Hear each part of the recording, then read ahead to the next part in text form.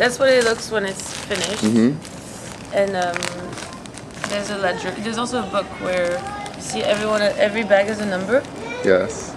Like this, and then you get a receipt with your number on it too, and the amount that you deposited, and the date. So then you have that forever. And then on the bag here, you write the name, of the person. Mm-hmm. But sometimes I do, sometimes I don't, because it's already in ledger. And then a little story for like where they got the sand from, Mm-hmm. how often they go to that place, what that place means to them. And then what they think they deposited in this bag.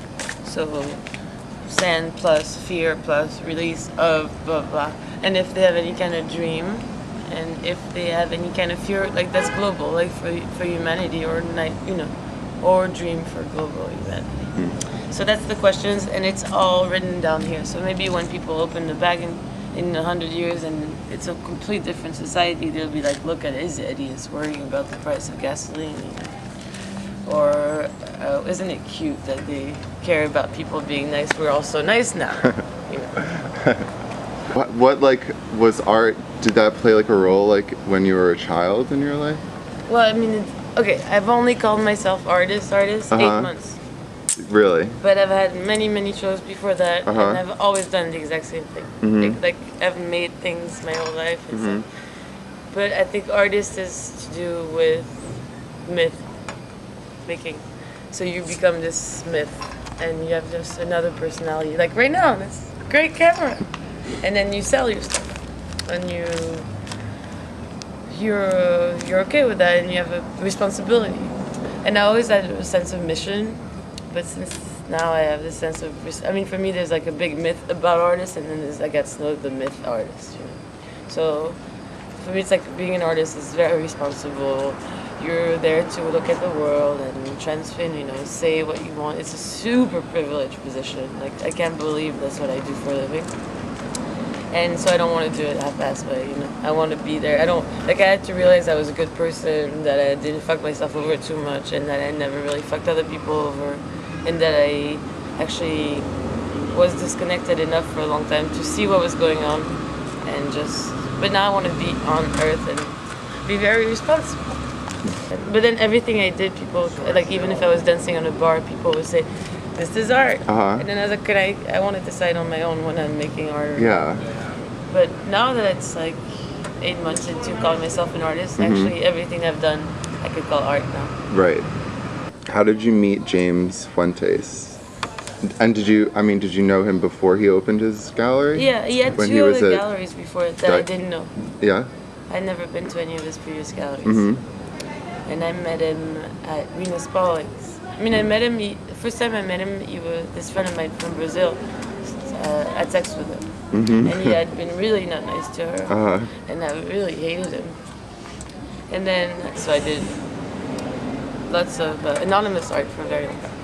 And so he would come because it was actually very exciting, that thing. Like everyone thought, like finally, something was saved the art world and it's going to be fun again.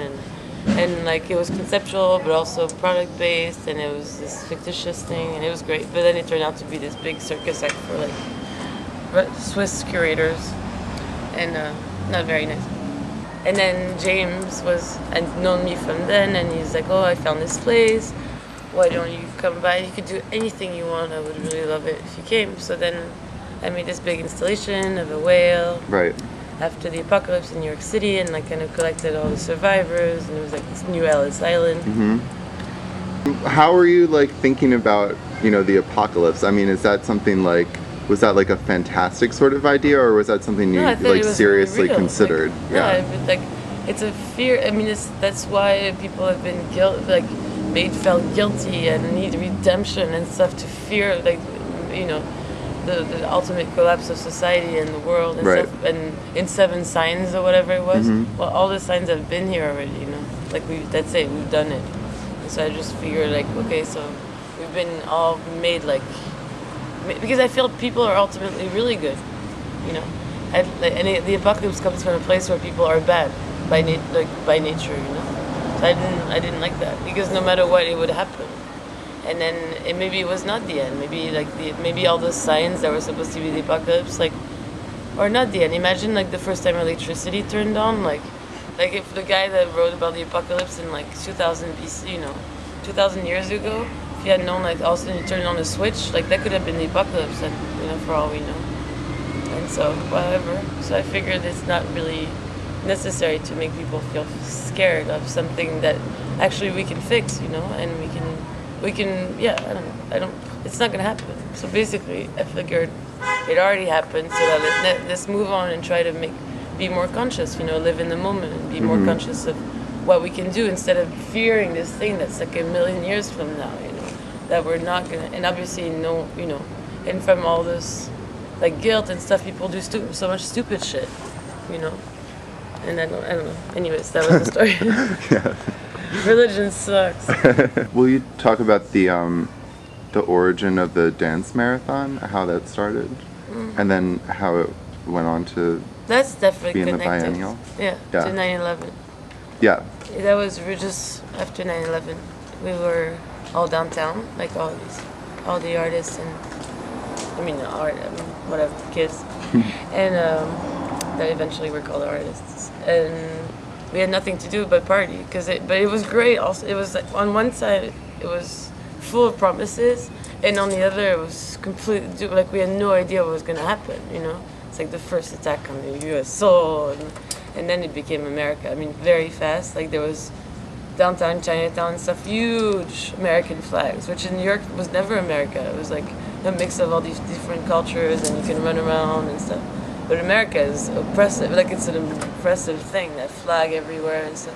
So that was in 2005, I did the first one at Ground Zero. And then, come here. By Ground Zero, and it was 300 people that danced for 36 hours.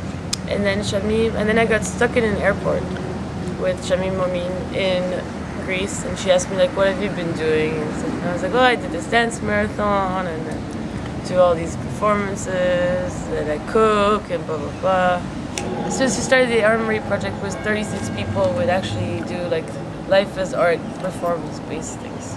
And so she's like, can you do, what are you gonna do? We want you to do everything you've been doing. So I was like, okay, dance marathon, food, parades. But it was really great. It was super beautiful, but very hardcore, the first one. This one was very different. It was art. The first one was not art.